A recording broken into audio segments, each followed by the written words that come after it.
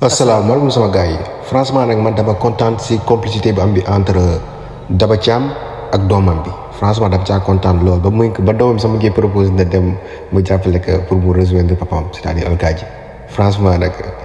dafa reetaan quoi mais daal kontaan naa seen complicité yàlla dara bu mu ko yàq.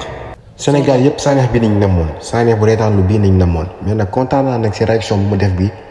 si wàllu Dieynaba Tall dafa ñëw considéré comme si moom mooy papam quoi mu ñëw jàppale que dem na sama génnee xaalisam di ko jox mu naan que soo amaatee problème wax ma ko te bu ñëw sax kër ga ñëwal sama kër mën nga toog fa loolu yëpp parce que bëggul ñoom sumbulu di yëpp famille am moo tax mu doxalee noonu. contrairement à papam Maxu Diop boobu moom lam leen rek moo ko ñor mooy amitié am ak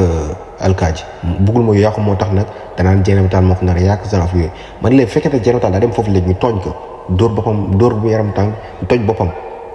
ñu sonal ko daal léegi Maxu na la war a réagir ne toog foofu chaque jour dina na delluwaat même suñ koy rey na toog foofu ça ne se fait pas comme si daal doomam boobu nit du nit quoi comme si doomam boobu du nit da ngay dem ba beneen sens sax da ngay dekk laaj ndax kii boo ko jur wala juru ko parce que soo juree sa doom yenn saa doo bëgg ñu koy def dara même fekkee sax sa amitié yoo kenn day nar a yàq doo lijjanti loolu parce que da ngay bëgg sa doom mu am jàmm ak fépp fu mu mënta nekk